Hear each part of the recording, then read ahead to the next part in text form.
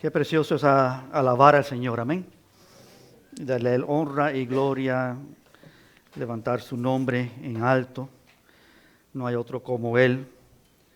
De vez en cuando uno tiene las oportunidades de viajar, de llegar a diferentes lugares, aún de regresar a donde uno ha estado por un tiempo. Y este fin de semana fui a recoger a mi hijo, a Josué de la Florida, en Tampa, donde él está.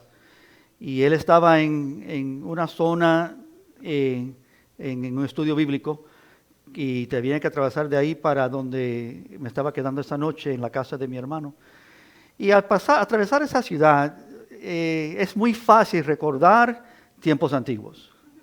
Cuando era joven, cuando era tonto, cuando no tenía mucha sabiduría, cuando no estaba tan acercado a Dios, cuando vivía una vida algunas veces ni incongruente a mi gran salvación que tenía, a las bendiciones de Dios, ignorantes muchas de ellas. Y eso trae recuerdos, y no recuerdos necesariamente lindos, sino tristes algunas veces. Pero lo que me permitía también, a través de, un ratico pequeño, poder meditar en ello, es también ver la mano tan buena de Dios. ¿Me entienden? Cuán misericordioso es Dios, cuán bondadoso. Y aún en nosotros, en nuestra ignorancia, en nuestra terqueza, nuestra dureza, Él ser paciente, ser misericordioso, ser bueno. ¿No es así nuestro Dios? Y sigue siendo. No es como si hemos llegado a un nivel donde nosotros ya estamos bien y todo está bien en nuestras vidas. Todavía hay muchas áreas de necesidad de la cual con seguridad ni estamos conscientes. Pero Él sigue siendo igual. Amoroso, misericordioso. Y de vez en cuando Él le place también mostrarnos dónde estamos y trabajar en nuestras vidas de maneras que necesitamos que Él trabaje. Amén. Dios sabe, Dios es soberano, Dios es bueno. ¿No? Y aunque hay, en cierto sentido, muchísimos lugares en las Escrituras, uno de los lugares que podemos hallar con una expresión de la grandeza de Dios, de manera amplia, abundante, se halla en el Salmo 145, y es donde vamos a estar en esta mañana. Yo le quiero invitar al Salmo 145. Él grandemente es. Si quisiera usar un título para este tiempo que tenemos juntos, Él, Dios, Jesucristo, nuestro Salvador, Él grandemente es.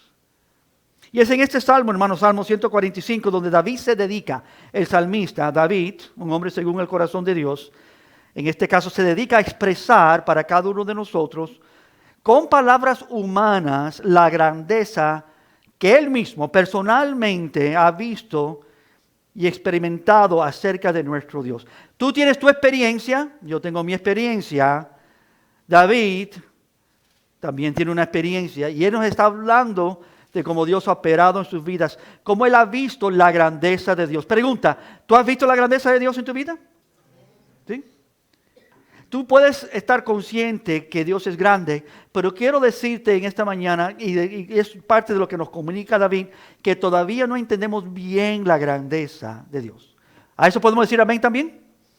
Es cierto.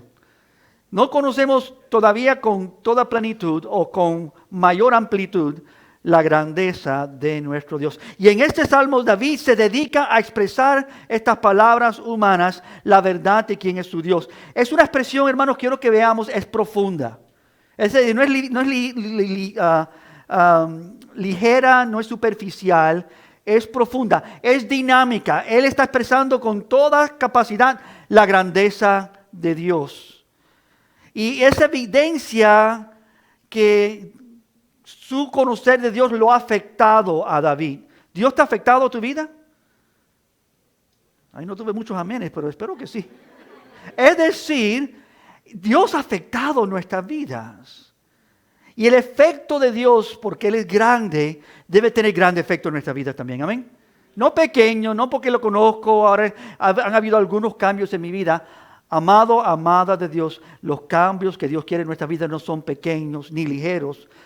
ni superficiales, sino deben ser profundos, grandes, que glorifican y exaltan a Dios. Y así se hallaba David, agradecido por las obras y las acciones de su Dios. Y hermanos, quiero decir que ser un pueblo de Dios, de un Dios pequeño, es triste. Ser un pueblo que poco conoce de su Dios, cuyo Dios no es muy poderoso, cuyo Dios no es muy sabio, cuyo Dios no está muy presente, cuyo Dios no está involucrado en los detalles de nuestra vida. El que piensa o vive así, siendo creyente, está viviendo una experiencia triste, pobre, sin afecto de su Dios. Es indispensable, es necesario tener una visión, un contemplar de Él que se asemeja a su verdadera grandeza y parecer. Amén. Quiero decirte por qué. De otra manera nos convertimos en vidas religiosas. Prácticas, experiencias terrenales. Pero cuando Dios está en el centro, cuando Él verdaderamente es aquel que impacta y enseña y abre nuestros ojos y nos guía, con aquel quien caminamos y andamos y conocemos y vivimos y comemos, de Él, por Él y para Él son todas las cosas. En ti vivimos y somos y nos movemos. Cuando Él es real, hermanos, ya no vivo yo, mas Cristo vive en mí. Entonces la vida del creyente viene a ser algo diferente. Y David no está hablando de esto. Así que lo que vamos a hacer en esta mañana es vamos a enfocarnos en un versículo principal del Salmo 145. Un versículo en el cual yo creo que encaja esta realidad en una forma pero bien directa. Donde vemos la expresión de su grandeza, la grandeza de Dios, en tres aspectos muy claros. Y también lo que queremos hacer al ver eso, que dice David, que expresa David aquí, ver un par de incidentes en la vida de David que pueden ser aquellos entre muchos que le informan a David a escribir de esta manera, como vemos aquí en el Salmo 145. De la gran importancia en la vida de David, de la grandeza de Dios que él intenta explicar aquí en este salmo. Así que el versículo al cual le estoy refiriendo es el Salmo 145, versículo 3. En este versículo, Salmo 145, 3, veremos 3 veces la expresión acerca de la grandeza de Dios. Lo leemos, Salmo 145, versículo 3. Grande es, ¿quién? Jehová. Y digno de, Reina Valera dice suprema alabanza, la Biblia de las Américas dice en gran manera digno de alabanza. Grandemente digno, en gran manera es alabado, en gran manera digno de alabanza. Ahí se usa esta palabra nuevamente, grande es Jehová. Y debe ser alabado ¿cómo? Grandemente, porque Él es grande. Y termina diciendo este versículo pequeño, y su grandeza es que inescrutable. Grande es Jehová, Él es en gran manera alabado, y su grandeza es inescrutable. La palabra que se usa aquí, grande, grandeza, es una palabra descriptiva. Está describiendo algo acerca de Dios. ¿Quién es Dios? Y 3 veces somos entregados a ver esta palabra en referente a una descripción de nuestro Dios. Y primero, hermanos, no hay otra manera de decirlo. Él es grande. Amén. Grande es el Señor. Lo indicado aquí, amados, es que antes de ver los atributos de Dios, su amor, su grandeza, su pureza, las características de nuestro Dios, Él mismo, en sí mismo, conlleva esta grandeza. Nosotros muchas veces estamos más aptos para mirar los atributos de Dios. Dios es bueno, santo, puro, amoroso, misericordioso, lleno de gracia, lleno de verdad. Y miramos los atributos, pero David está diciendo, antes que mires esas cosas, mira quién Él es. Él es grande. No hay nadie como Él. Lo indicado aquí es que antes de verlo a Él y sus atributos, hermanos, mire la magnitud, mira la intensidad, mira la importancia, la infinidad de nuestro Dios. Esto es lo que distingue a nuestro Dios. Él no tiene límites. Si hay poder, su poder es grande. Si hay santidad, su santidad es grande. Amén. En todo sentido, lo que Dios tiene es máximo, intenso, gran, infinita magnitud. Esto es lo que distingue a nuestro Dios, su grandeza. Nuestro Dios es grande. Hay un problema aquí. Podemos hablar de esto. Eso no es el problema. El problema es que al hablar de esto, todavía no lo vemos. David no está hablando de una idea que él aprendió en un colegio. Eso no se le predicó a David. No se le enseñó a David. David descubrió que Dios es grande. Hermanos, te estoy instando en esta mañana a que tú te acerques a tu Dios con esta meta. Dios, quiero saber cuán grande es. Yo toco la trompeta. Y aprendí a tocar la trompeta cuando era joven. Ya no estoy tocando mucho. Aún fui a la universidad con una beca con la trompeta. La primer cántico que yo toqué con la trompeta públicamente era uno que mi mamá quería que yo tocara. Y fue en una reunión, en un retiro que tuvimos. Era cuán grande es Él. ¿Se conocen ese himno glorioso? Cuán grande es Él. Estaba tan nervioso, hizo un solo. Ningún otro instrumento, era solamente yo con la trompeta. Era joven, tenía yo creo que 14 años, algo así. Pero hermanos, Dios es grande. Amén. No hay otro más grande que Él. Y mi mamá había instado, amado, si tú vas a usar este instrumento, úsalo para Dios. Y le doy gracias a Dios por esas instrucciones. Y lo primero que nos dice David es que Dios es grande. Pero segundo, que Él es digno ¿de qué? De suprema alabanza. Ahí se usa otra vez la palabra. La palabra es gadol. Es una palabra hebrea. Gadol. Grande es Dios. Él es alabado de manera gadol. Grande. Aquí David utiliza esta palabra gadol, grande, nuevamente. Y en esta ocasión, esta instancia, la usa para describir la manera en la cual Dios es grande. Toda alabanza para Dios no es pequeña. Esto es importante. Porque si nosotros elevamos a Dios un cántico y es pequeño, quizás eso no es nada. No es verdadero, no es genuino. ¿Me entiendes? No estoy diciendo que tú cantaste, hiciste un gran arboroto y tu voz era linda y hermosa, o tus instrumentos, y todos sentimos la potencia de la música. No.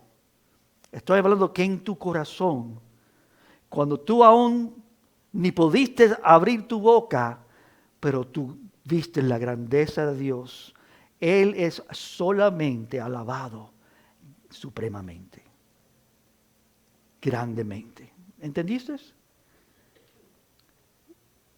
Una idea de decir, Señor, yo te alabo, pero hay timidez, soy tímido, soy temeroso. No, es como dijo Jesús, si no me, ¿cómo es que dice Jesús? Si no me, públicamente, si no me confesares a mí, entonces yo no confesaré delante de mi Padre. Uno no recibe a Cristo y es salvo por gracia y a escondidas, bueno, yo conozco de Dios. Eso es muy triste, eso es problemático, ¿no? Si tenemos nosotros pena de nuestro Dios, si no queremos, algo indica problema en el corazón porque Dios no es grande para nosotros, es pequeñito. Y David ha aprendido la grandeza de Dios. Así que esto es lo segundo, Él es en gran manera alabado. Grande en que excede, abunda, es mucho, abundante su alabanza, amén.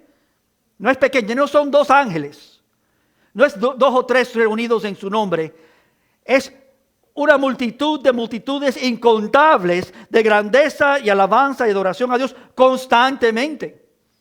Así que cuando dos o tres se reúnen en su nombre, nos estamos añadiendo, congregando acerca con toda esta millar de ángeles que están constantemente en su presencia diciendo, santo, santo, santo es el Señor Todopoderoso. ¿No? Quien era, quien es y quien será. No hay nadie como Él. Él es constantemente en gran manera. Cuando nosotros cantamos, hermanos, nos estamos añadiendo a esa gran multitud, ¿no? Que está siempre levantando el nombre de Dios. Esto es lo segundo que se observa en este versículo que estamos viendo. Y lo tercero es una final descripción de su grandeza, de tal manera que esa grandeza, su grandeza es ahora, nos dice, y David está tratando de usar palabras para describir esto, su grandeza es que inescrutable. Es decir, en otras palabras, no se puede alcanzar suficientes palabras para definir la grandeza de Dios. Es inescrutable, unsearchable. Inescrutable, hermanos, indica que no se puede escudriñar lo suficiente. Estudia, busca, aprende. Aunque aprendas todo lo que tú pudieras alcanzar, no te has acercado a descubrir la grandeza de Dios. No se puede investigar lo suficiente. No se puede escudriñar lo suficiente. Se halla más allá de la capacidad de toda persona para alcanzar o entender o definir la grandeza de Dios. Su grandeza es inescrutable. Es como si fuese un misterio inaccesible. ¿Quién puede entender la mente de Dios? Que nadie puede explicar su grandeza. Nadie puede entender su grandeza. Ni aún nos podemos imaginar su grandeza. Somos tan limitados y Él es tan inmenso y grande. Ni podemos imaginarnos lo suficiente, la grandeza y el poder de Dios para poder decir que lo entendemos, que hemos captado. Él es más grande de lo que pensamos. Y cuando tú llegas a un nivel grande, dices, Señor, pero te he conocido y me has dejado asombrado y no hay nadie como tú, eres el más grande en todo el universo. Dios te va a decir, no has visto nada todavía. Déjame mostrarte, mi siervo Job, que Dios es más grande de lo que tú has imaginado. Y así hizo con David. Dios quiere que lo ha hecho y lo haga con todos nosotros. Amén. Que se manifieste en su grandeza. No estoy hablando que nos salve, Él salva. Él manifiesta su poder de salvación. Él manifiesta quién Él es. Yo espero que en esta mañana tú has recibido a Cristo. Tienes a Cristo como tu Salvador. Y tú lo estás siguiendo. Y si no, espero que Dios abra tus ojos en esta mañana para que tú mires que no hay nadie más para seguir. No hay nadie más para rendirle cuentas. Hay solamente un Creador y Salvador del mundo. Solamente un nombre dado a los hombres por el cual podemos ser salvos. Y es Cristo Jesús, el Hijo de Dios, Dios mismo, que vino en la carne y se entregó por nosotros para librarnos de nuestra condición humana pecaminosa y darnos entrada y acceso a ver y entender la grandeza de Dios. Él grandemente es. Bueno, eso era solamente una introducción al sermón. ¿Qué les parece? Introducción en este sentido. Eso es lo que ha dicho David en este versículo. Pero ahora queremos ver de dónde sacó esto David. ¿Cómo es que David está pensando así, hablando así? Y pudiéramos ir a tantos lugares para verlo. Quiero ir a solamente algo que para mí se destaca en 2 de Samuel, de la experiencia de David. Porque es con esto en mente que quiero que veamos brevemente, hermanos, a colación a esta verdad, unos eventos históricos en la vida de David que nos ayudan a ver esta grandeza como David la vio, la entendió, la expresó, la comunicó aquí en este Salmo 145. Así que la primera de estas que quiero ver, que se encuentra en el Salmo, en 2 de Samuel, y es la primera entre dos. 2 veces Dios se llena de ira en 2 de Samuel. Vemos la ira santa de Dios 2 veces en particular aquí en 2 de Samuel. Y vamos a ver la primera y la segunda. La primera es cuando David trajo el arca del pacto a Dios. ¿Se acuerdan de eso? Y la segunda es cuando David contó al pueblo en un censo. La ira de Dios se demostró. Miremos el primero. Está en 2 de Samuel. Está en el capítulo 6 de 2 de Samuel. Si quieres buscarla. 2 de Samuel capítulo 6.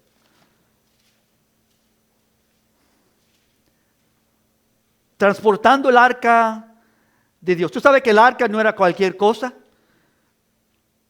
El arca de Dios, el arca del pacto, esa arca manifestaba algo, la presencia misma de Dios. La arca era algo que el pueblo tenía como presente porque Dios estaba con ellos. El poder de Dios se manifestaba de ahí. La santidad de Dios se manifestaba. ¿No? El arca iba primero y después se veía el pueblo. Cuando el arca paraba, el pueblo paraba. Cuando el arca continuaba, el pueblo continuaba. Nadie podía tocar el arca, solamente los sacerdotes, y con mucha consagración y con mucho cuidado. Y cuando David trajo el arca del pacto de Dios, vemos en el versículo 3 de 2 Samuel 6 que pusieron el arca de Dios sobre un carro nuevo. Qué buena idea, David. No hacemos un carro viejo, un carro nuevo. ¿No? Y la llevaron de la casa de Abinadab, porque había estado el arca de Dios en la casa de Abinadab por largo tiempo, en el cual estaba ella colocada. Y nos dice el pasaje aquí en 2 Samuel 6:3 que Usa y Ahio, hijos de Abinadab, guiaban el carro nuevo. Lo estaban guiando. Hasta ahora aparentemente bien. Pero dice que ahora en el versículo 7, y el furor de Dios, el furor de Jehová se encendió contra ¿quién? Usa. Y lo hirió allí Dios por aquella temeridad. La palabra temeridad se puede traducir aquella irreverencia, aquella falta de reconocimiento de qué es lo que él estaba tocando y delante de la presencia de quien él estaba. Y cayó allí muerto junto al arca de Dios. Bueno, estamos hablando de Dios grande y bueno y sublime y misericordioso y bondadoso, pero mira cuán severo es Dios.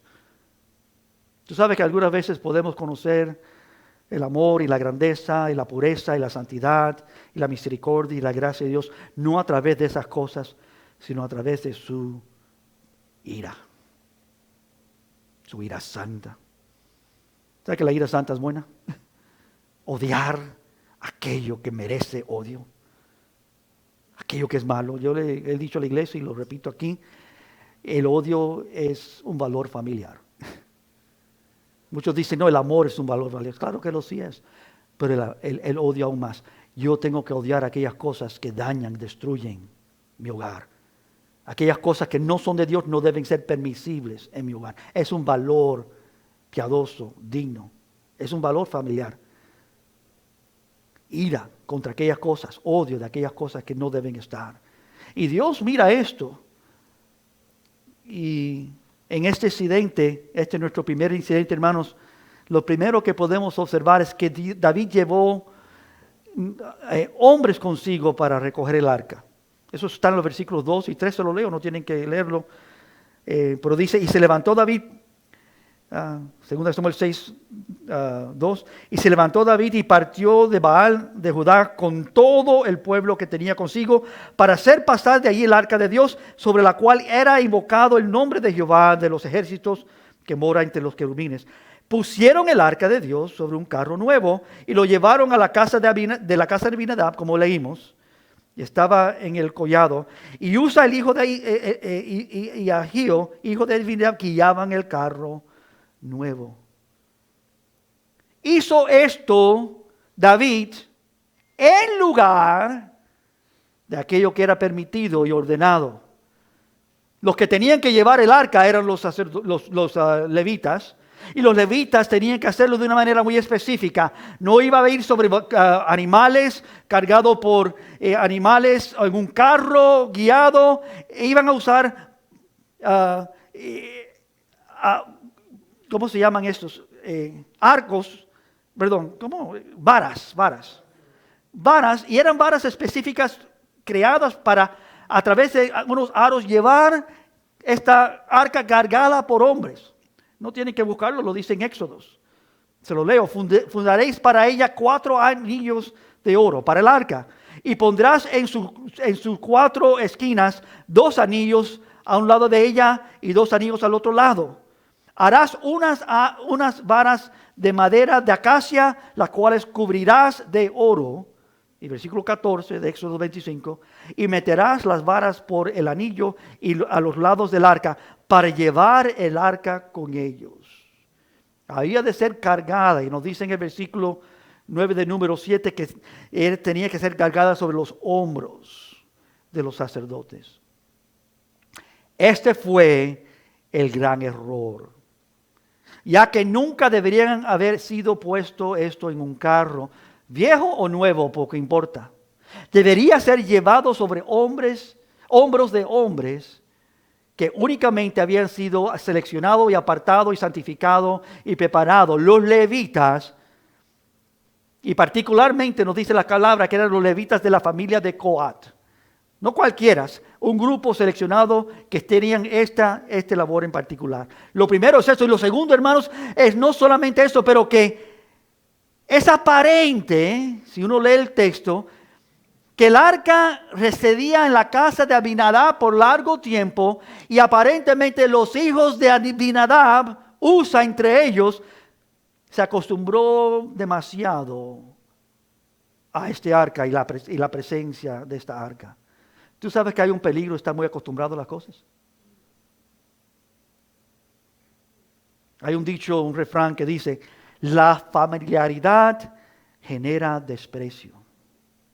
La familiaridad genera desprecio. Es que podía aplicarse quizás aquí. Quizás lo que está pasando aquí con Usa es que está muy cómodo con este arca. Quizás, hermanos, aplicativamente, lo que puede pasar en la vida de algún creyente es que estamos demasiado cómodos con nuestro Dios.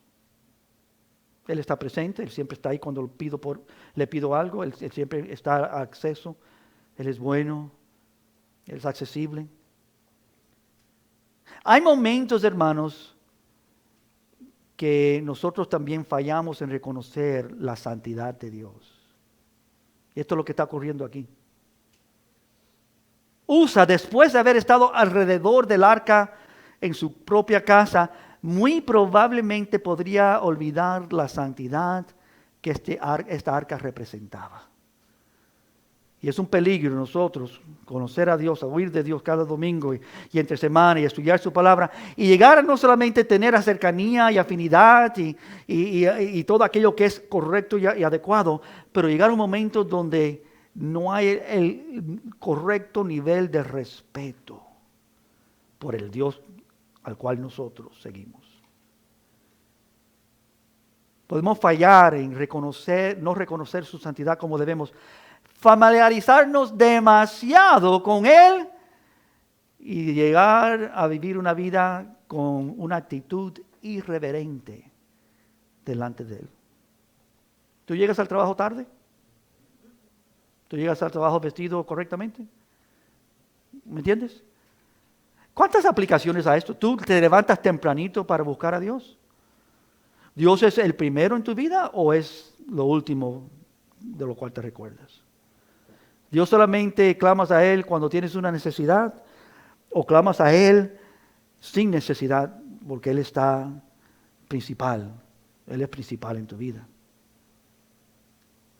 Así que vemos no solamente en este caso esta situación, y es una situación difícil de observar, hermanos, la realidad de que no solamente lo que están haciendo no es correcto, esta no es la manera de atender a algo tan santo, pero segundo, se han puesto muy cómodos con esto, Usa en particular.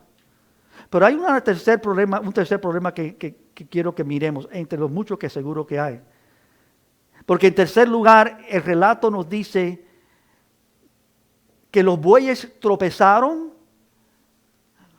y el carro no cayó, ni el arca tampoco. Nada cayó al piso. Porque quizás Usa por un momento sintió que él era ahora responsable por salvar la integridad de Dios. Yo voy a cuidar del arca. Que nosotros vamos a defender a Dios. Que nosotros ahora somos representantes de Dios.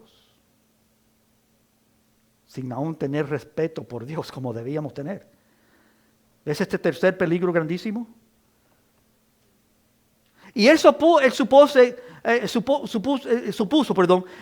que él podía intervenir en este caso y que él podía salvar la presencia de Dios de tener un golpe que caiga. Cuando la palabra no dice que no cayó, solamente que los bueyes se tropezaron un poquito.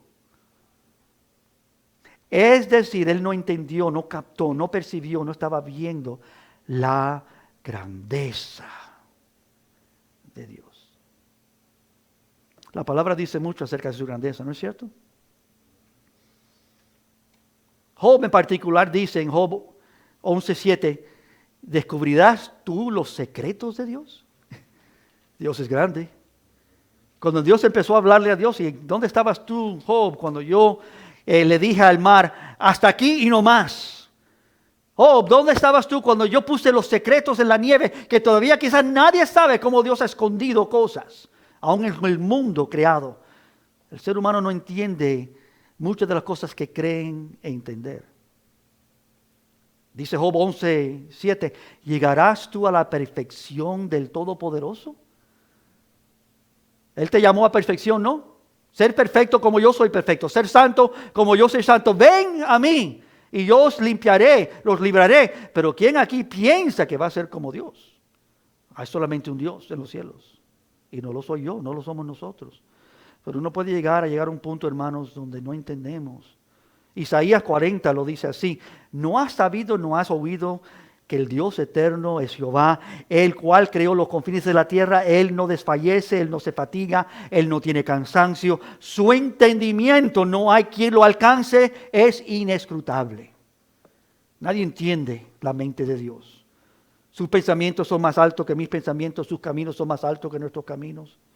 En fin, él es, en esta primera instancia de la ira de Dios, porque hay dos en el segundo de Samuel, en esta primera instancia la grandeza de Dios no fue captada o reverenciada apropiadamente por David, por el pueblo, aún por Usa. Y amados, algo de la presencia de Dios y su severa santidad parece haberse perdido en la iglesia. Estoy hablando de nosotros y donde vivimos, en la iglesia moderna y las cosas que conocemos. ¿Estoy hablando inadecuadamente, tú crees? ¿Tú crees que la iglesia de Dios reverencia a Dios como debe? ¿Que somos llamados a eso? Sí. Estoy hablando en general y estoy hablando incluyendo a todos. Seguro que hay hombres y mujeres y vidas que aman y reverencian a Dios de tal manera que tú y yo ni entendemos. Pero aún ellos tienen límites. Y aún David, con toda su intención de hacer bien, de honrar a su Dios, falló en hacer lo que debía hacer. ¿Cuánto más, hermanos, tratamos de reducir a Dios a nuestra manera? Reducir a Dios a nuestra manera mundana de pensar o razonar, lo más que Él se aleja de nosotros, lo más que nosotros desconocemos de Él. Aquellos que quieren acercarse a Dios, ¿tú quieres acercarte a Dios? Tú tienes que comenzar con su santidad, su pureza, su grandeza. Tienen que acercarse a Él como deben, acercarse a Él con reverencia, con santo temor. Usa olvidó esta lección. Y la consecuencia fue trágica para Usa. Todos se asombraron, ¿no? Todos se atemorizaron, pero Usa perdió su vida. Y no supieron qué hacer. Así que esta es la primera lección. Mirando el primer ejemplo. Puede decir que de esto, yo pudiera decir que de esto he pensado mucho en mi vida, de vez en cuando. ¿Cuántas veces he sido menos que temeroso de Dios? Estoy hablando personalmente aquí. ¿Cuántas veces no he respetado a Dios como debo, sin saberlo? Porque nunca ha sido con intención, yo creo. Pero qué fácil es hacer esto, hermanos, ¿no es cierto? Vivir en nuestro diario vivir, hacer como queremos hacer, y Dios está ahí, contamos con Él. Mi más grande temor, si lo puedo decir de esta manera, es no tener suficiente temor de Dios. Señor nos ayude, amén. Dios tenga misericordia de nosotros, amados. Y está teniendo misericordia. Porque creo que no tememos a Dios como debemos. Yo sé que lo puedo decir, lo puedo predicar, se lo puedo enseñar. Pero eso poco cambia nuestra condición. Esto requiere de nosotros, de cada uno de nosotros, tener encuentro con Dios y Señor, ten misericordia de mí. Ayúdame, Señor, a reverenciarte como mereces, a venir delante de tu presencia, a saber que siempre estoy delante de ti, que tú miras y ves todo en mi vida. Dios tenga misericordia, hermanos. Si vivimos bajo la buena mano de Dios y si vivimos a la buena mano de un Dios misericordioso, pero no obstante, ese mismo Dios es santo, ese mismo Dios es temible y su pueblo es llamado a reverenciar a su Dios. Y esta fue la primera vez que vemos la ira de Dios revelada contra su pueblo en 2 de Samuel. La segunda ya les hice dirección a ella y está en 2 de Samuel, pero en el capítulo 24, si quieren buscarlo. Cuando David trajo el arca del pacto de Dios. Pero les dije que también esta segunda es de igual importancia en capítulo 24, cuando él ahora inicia un censo del pueblo, cuenta al pueblo. Notemos el primer versículo. Volvió a encenderse la ira de Jehová. No se encendió, sino volvió a encenderse. ¿Notan eso? Otra vez. Después de varios capítulos, de muchos hechos, del pueblo aprender, David aprendió y hizo las cosas correctas con el arca.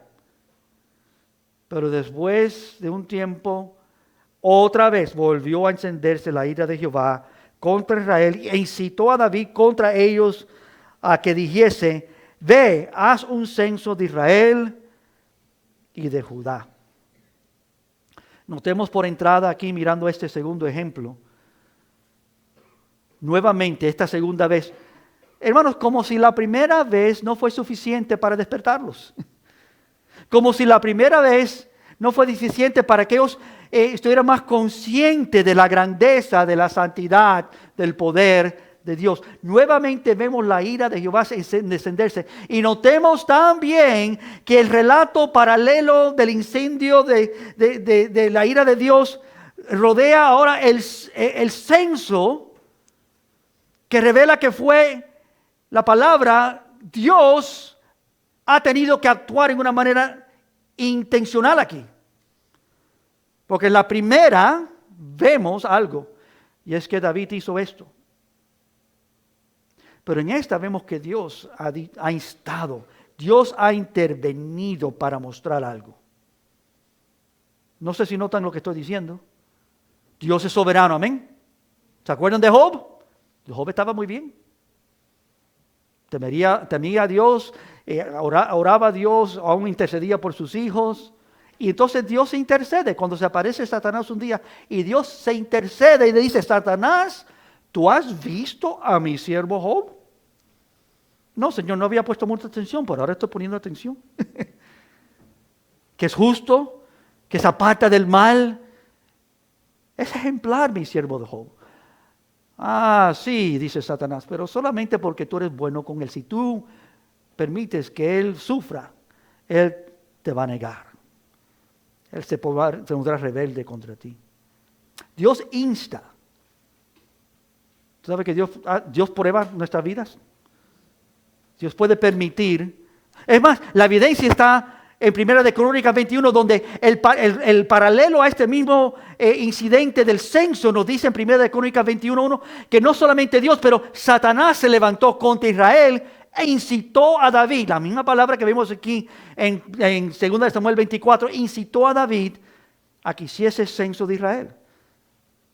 Es decir, ¿quién estaba trabajando detrás de Satanás? Sino Dios dándole permiso a Satanás. Permite esto. De otra manera no hubiera ocurrido. Tú sabes que somos enseñados por Jesucristo mismo a orar esta verdad. Padre, no nos guíes en tentación, sino líbranos del mal. ¿Es cierto? La única razón que nosotros quizás no caemos No es porque nosotros somos buenos, con seguridad, o inteligentes o capacidad, sino es porque Dios no permite. Quizás la razón que no has sido tentado y aún quizás caído en la tentación es porque Dios es bueno. No porque tú eres fuerte contra la tentación o capacitado. Dios es bueno, amén. Dios es santo. David está viendo la grandeza de Dios. Dios es grande. Grande más allá de lo que nosotros pensamos. ¿Por qué estamos aquí en esta mañana? Amados, porque Dios es grande. ¿Cuántos pueden caer, desfallecer por sus propias maldades, errores? O cuando Dios solamente permite. Mira, te voy a mostrar algo. Job, tú no entiendes todavía. Job sufrió. Y Job hizo correcto delante de los ojos de Dios. Dios ha dado, Dios ha quitado, bendito sea el nombre de Dios, y lo adoró. Y la segunda vez cuando la esposa le dice, pero maldice a Dios y muere, él dice, recibiremos solamente el bien de Dios y no es el mal. Y dice otra vez el consejo divino, y en todas sus palabras, en ningún sentido desprestigió Job en ninguna manera o habló mal de Dios, sino estaba diciendo Dios tiene el derecho de permitir el bien y permitir el mal, de quitar y de dar. Dios es autor de la vida, Dios tiene todo poder, Dios es grande. Grande es Jehová y digno de suprema alabanza, y su grandeza es inescrutable. Para lograr sus propósitos, y Dios tiene propósitos, a veces Dios soberanamente permite que Satanás actúe. Dios puede usar a Satanás de varias maneras, con el resultado de refinar, disciplinar, purificar aún a sus propios santos, aún cuando están siendo desobedientes, aún cuando están quedándose paralizados y no quieren crecer. Dios sabe cómo actuar. Es lo que vemos en Hechos, cuando el pueblo estaba muy cómodo, después de recibir las instrucciones de ir y salir de Jerusalén y salir y llevar el evangelio a todos, y tuvo que venir una gran persecución para que el pueblo fuera esparcido y llevaran el evangelio más allá de Jerusalén, a Samaria, a los confines de la tierra. Y esto podría haber sido, hermanos, el caso de David. David lo está viendo quizás. Yo creo que sí. Dios permitió que Satanás quizás pudiera ese pensamiento lo tentara, y David pecó. David hizo algo que no debía haber dicho. La palabra nos enseña que Dios es el único que podía iniciar un censo, no David. Ese pueblo no le pertenecía a David, el pueblo le pertenecía a Dios y solamente a Dios. Amén. ¿Es cierto? No tenía el derecho. Pero la palabra nos enseña esto constantemente. ¿Te acuerdas de Pedro? Pedro, Satanás os ha pedido para zarandearte como trigo. Pero yo he orado para que tu fe no falte. Aunque tú vas a caerte, tú vas a volver. Y tú vas entonces a confirmar a tus hermanos. En Corintios, Pablo juzga la inmoralidad de algunos en Corintios que están actuando fuera de la orden de Dios. Y dice que sean entregados a Satanás para destrucción de la carne, con el fin que el espíritu sea salvo en el día del Señor Jesucristo. En 2 de Corintios, Pablo sufre un aguijón en la carne y nos dice las Escrituras que ese aguijón en la carne es un mensajero de Satanás para que me abofetee, para que no me enaltezca sobremanera. Dios está usando a Satanás para que Pablo no se llene de sucesos, como decimos. No se piense muy grande porque ha visto grandes cosas. Ha experimentado la grandeza de Dios. Y aún, no sé si en la carne o fuera de la carne, pero he visto el tercer cielo, cosas que ni aún pueden ser expresadas. He estado en la presencia, he visto la grandeza de Dios. Y Dios ha dicho, pero mira, Pablo, no te vayas a enaltecer. Mira tu debilidad. Yo le he pedido a Dios 3 veces que me lo quite y Dios ha dicho, no, bástate ¿qué? Mi gracia. Porque cuando tú eres débil, yo soy fuerte. Es decir, cuando Dios es grande, nosotros vemos que no somos nada. Somos débiles. Y tú sabes lo que hemos ya dicho de Job. ¿Por qué se encendió la ira de Dios? Un hombre solo tenía derecho de contar o numerar lo que le pertenecía. Israel no le pertenecía a David. Israel le pertenecía a Dios. Y Éxodo 30:12 lo dice claramente. Cuando hagas un censo de Israel para contarlos, cada uno debería pagar al Señor un rescate por su vida en el momento que sea contado. Entonces, no vendrá ninguna plaga sobre ellos cuando los cuentes. Un pago, un voto a Dios. En el censo tenían que reconocer a Dios, Él le había dado todo. Y por ellos tomaron punto para empezar a hacerlo de ellos mismos, de su propia iniciativa. Obviamente la palabra nos dice que Dios había permitido esto. Satanás había tentado, nos dice en Corintios, en Crónicas, y vemos que atrás de esto Dios está revelando algo, no solamente para David, no solamente para el pueblo, pero también para nosotros. Y consecuentemente, después de que esto pasa, Dios le dio a David la posibilidad de elegir entre 3 castigos. Lo que has hecho está mal, David. Escoge, David. Vamos a ver si David ha aprendido algo. Escoge 3 castigos por tu pecado. 3 días de hambre, 3 años de ser perseguido por sus enemigos, o 3 días de plaga. Wow. David eligió el tercero. Y tenemos que pensar por qué. El Señor castiga a Israel y cuando empieza la plaga, el tercero, hasta 70,000 hombres desde Dan en el norte hasta Bersabé en el sur mueren. Sufren de esta plaga. En cuanto a porque Dios castigó a toda la nación de Israel a causa del pecado de David. Y David le hace esa misma pregunta a Dios: Señor, pero ¿por qué ellos sufren si yo pequé? La pregunta está en 2 Samuel 24:17. Y dijo David a Jehová, cuando vio el ángel que destruía al pueblo: yo pequé, yo hice la maldad. ¿Qué hicieron estas ovejas? Te ruego que tu mano se vuelva contra mí y contra la casa de mi padre, dice David. Porque siendo yo el que hizo el mal, el pecado, el pueblo tenía que sufrir. Incluso pidió que aún Dios estuviera solo contra él y contra su familia. Pero al igual, hermanos, que con el relato de Job, Dios decidió no dar una razón por sus acciones. Dios actúa soberanamente. Quizás fue por las multitudes de pecados de Israel, como dice ahí, volvió a encenderse la ira de Jehová contra Israel. David es parte de ese pueblo. Por la multiplicación de sus pecados o la rebelión de Israel contra Dios a lo largo de los siglos, como siempre habían estado desobedeciendo a Dios. No sabemos. Quizás fue una lección para solamente nosotros aprender, hermanos, que cuando hay falta de los líderes en el pueblo, todos también sufren. La realidad que Dios no justifica sus acciones. Él actúa como Él quiere y enseña esta realidad. Cuando los líderes se descarrían, las ovejas sufren. ¿No es cierto que dijo Jesús que entrarán lobos rapaces, ¿no?, para dirigir las ovejas fuera y dañarlas? El enemigo está interesado en destruir a los líderes para que las ovejas sean descarriadas. Esto es una realidad.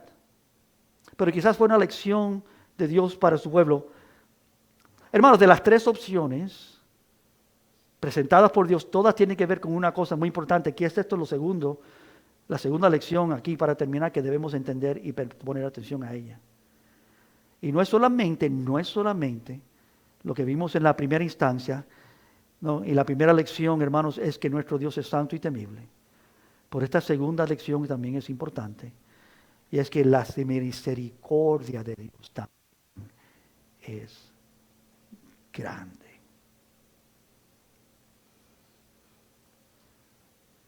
su misericordia también es grande. ¿Por qué te digo eso? Porque Dios le dijo a David, escoge entre tres. Y todas tenían que hacer con la misericordia. Las primeras dos con la misericordia de los hombres y la tercera con la misericordia de Dios. Y David escoge bien. La primera guerra, y la guerra por supuesto sería tan severa como el enemigo quisiera que fuera. El enemigo iba a tener que tener misericordia. Y la hambre requería que Israel buscara alimentos de otras naciones, confiando en la compasión de sus vecinos, también buscando misericordia de otros. Pero cuando venía la plaga, solamente podían ir a Dios. La misericordia única.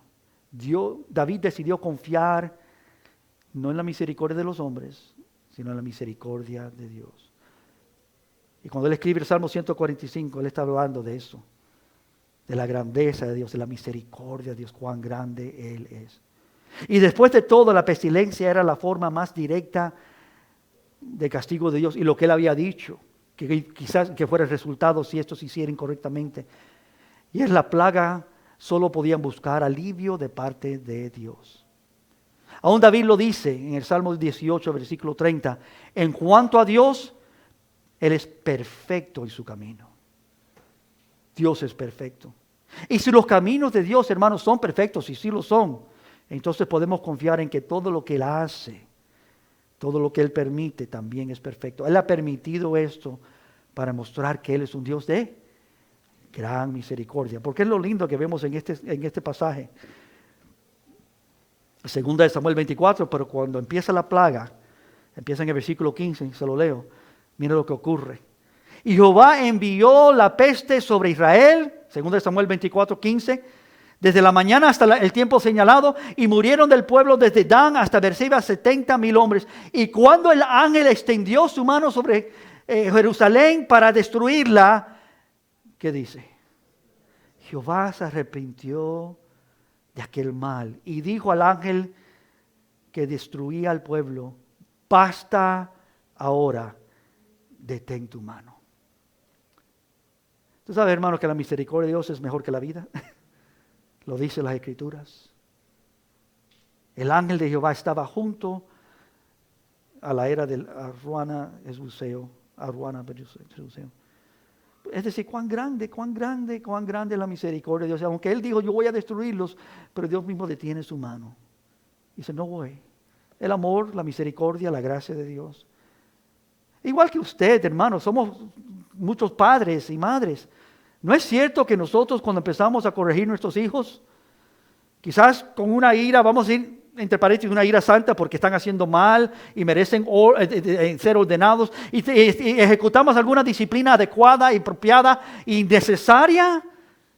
Pero no es cierto que rápidamente nosotros cuando vemos el dolor y la aflicción, nuestro corazón torna por ellos y no queremos que sufran.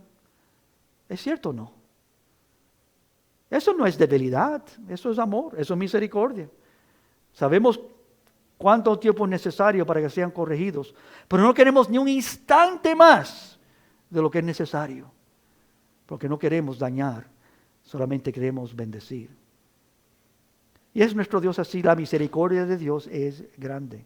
Hermanos, no hay palabras para expresar cuán misericordioso es nuestro Dios. Tú pudieras estar millares de años viviendo, tratando de explicar cuán grande es la misericordia de Dios. ¿No? Por su misericordia no hemos sido consumidos. Nuevas son cada mañana su misericordia. Y su fidelidad la vemos cada noche. Dios es misericordioso todas las mañanas. Amén. Hermanos, pero terminando aquí con lo que fuera una lección, entonces vamos a leer el Salmo 45 para terminar. Pero para mí, no solo mi más grande temor, como les dije hace un ratico, es el tener suficiente temor de Dios. Pero segundo, mi más grande alabanza para nuestro Dios, hermanos, es por su gran misericordia. ¿Verdad que Él es misericordioso? Y aún sin empezar a hablar de su gracia, pero con simplemente que Él no nos ha pagado como merecemos. ¡Wow! Eso es suficiente para alabar y adorar eternamente y para siempre a nuestro Dios. Él ha sido inmerecidamente bueno y lento para la ira y grande en ayudarnos y guiarnos y amarnos y salvarnos y sostenernos y cuidar de nosotros y compartir sus abundantes riquezas con nosotros. Él no ha parado de hacer eso. Él sigue siendo bueno. Somos más que bendecidos, amén. Más que bendecidos. Y es esto que nos habla el Salmo 145. Así que aquí les pido que tornen ahí. Vamos a leerlo juntos y descubrir algo. Que Dios nos hable a través de esta palabra de Dios. ¿Qué es lo que ciertamente es este Salmo de alabanza de David? Son solamente 21 versículos. La santa palabra de Dios, este Salmo dice así. Te exaltaré, mi Dios, mi Rey, y bendeciré tu nombre. ¿Cuándo? Eternamente y para siempre. Cada día te bendeciré. Y alabaré tu nombre eternamente y para siempre. ¿Por qué? Porque grande es Jehová y digno de suprema alabanza y grandísima. Grande es su grandeza. Su grandeza es inescrutable. Excelente, abundante. Esa es su introducción, esa es su primera línea. Versículo 4. Generación a generación celebrará tus obras y anunciarán tus poderosos hechos. Yo lo estoy haciendo ahora. En la hermosura de la gloria de tu magnificencia, en tus hechos maravillosos meditaré. Del poder de tus hechos estupendos. Hablarán los hombres y yo publicaré que tu grandeza. Proclamarán la memoria de tu inmensa bondad y cantarán de tu justicia. Clemente, versículo 8, y misericordioso es Jehová, lento para la ira y ¿qué? Grande en misericordia. Bueno es Jehová para con todos y sus misericordias sobre todas sus obras. Todas las cosas que ha hecho Dios y lo que resalta es su misericordia sobre todas sus obras. Versículo 10, te alaben, oh Jehová, todas tus obras y tus santos te bendigan. La gloria de tu reino digan y hablen de tu poder para hacer sobre los hijos de los hombres sus poderosos hechos. La gloria de la magnificencia de tu reino es reino de todos los siglos y tu señorío de todas las generaciones. Llegando al versículo 14, cuán misericordioso es Dios, sostiene Jehová a todos los que caen y levanta a todos los oprimidos. Los ojos de todos que esperan en ti. Y tú les das su comida a su tiempo. Abres tu mano y colmas de bendición a todo ser viviente. El sol sale para el justo y el injusto igual la lluvia. Justo es Jehová, versículo 17, en todos sus caminos y misericordioso en todas sus obras. ¿Qué está diciendo el salmista? ¿Qué está diciendo David? Aún en las cosas más severas y difíciles de Dios, aún en la ira de Dios, podemos ver su misericordia. Aun cuando Dios acta severamente, la misericordia de Dios está presente. Versículo 18, de cercano está Jehová a todos los que le invocan. ¿Lo estás invocando, hermanos? ¿Está su nombre en tus labios, en tu corazón? Cercano está Jehová a todos los que le invocan. A todos los que le invocan, ¿qué? De veras. ¿No? Que no seamos de aquellos que con sus labios me alaban, pero sus corazones están lejos de mí. Que dicen, Señor, por en tu nombre hicimos y esto, pero decía, apartados de mí, yo nunca os conocí. Tu corazón estaba lejos de mí, yo nunca te conocí. Tú pensaste en mí, tú consideraste que tú me conocías, pero de veras no fue así. Tú estabas viviendo religiosamente. Que Dios nos libere de eso. Y por supuesto, nos está liberando, amén. Por su misericordia. Todavía no nos ha pagado y por su misericordia no nos pagará lo que merecemos. Él es bueno. Versículo 20, versículo 19. Cumplirá el deseo de los que le temen. Temor de Dios. Oirá a sí mismo el clamor de ellos y los salvará. Jehová guarda a todos los que le aman. Los que le temen no implican los que le obedecen. Los que le temen no implican los que le hicieron bien. Los que le temen no implican los que no fracasaron, erraron, como David, que fracasó varias veces, y como todos nosotros. Temor de Jehová es cuando tú reconoces: Señor, he fracasado, he errado. Y es contra ti que yo he pecado, es contra ti que yo he tenido mi falta, es contra ti, Señor, que he ignorado. Es a ti, Señor, que he ofendido. Es a ti, Señor, que no le he puesto atención. Es a ti, Señor, que no he temido. He tomado las cosas tuyas y aún peor a ti mismo ligeramente.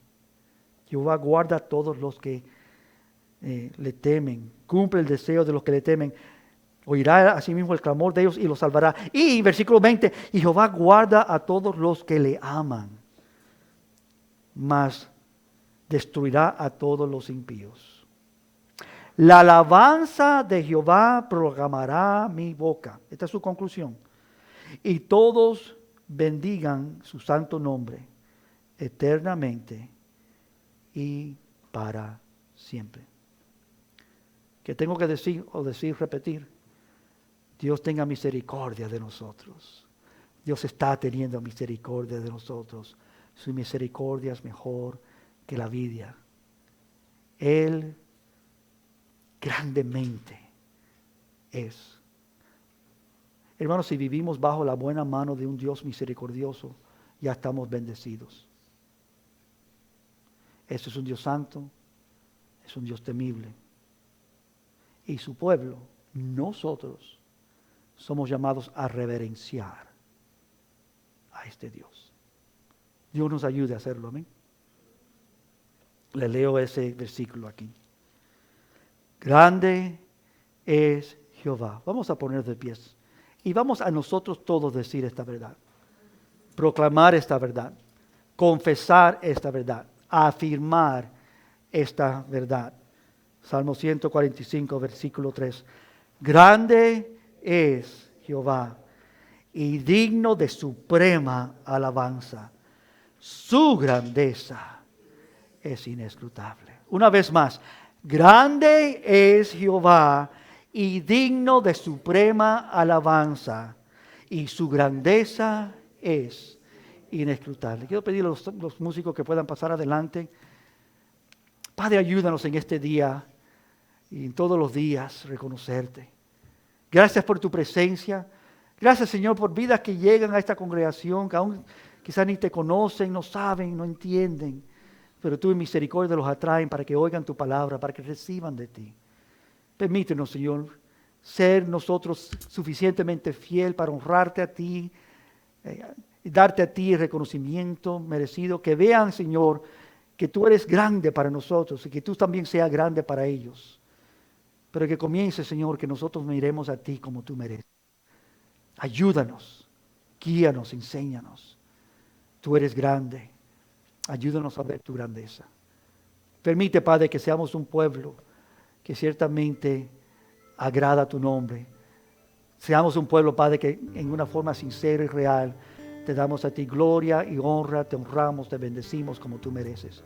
Ayúdanos, Señor, a ser ese pueblo que ciertamente reconoce quién tú eres. Eres grande. Nuestro Dios Gadol, nuestro Dios es grande. A ti queremos alabar en esta hora, Padre. Ayúdanos de todo corazón a levantar tu nombre.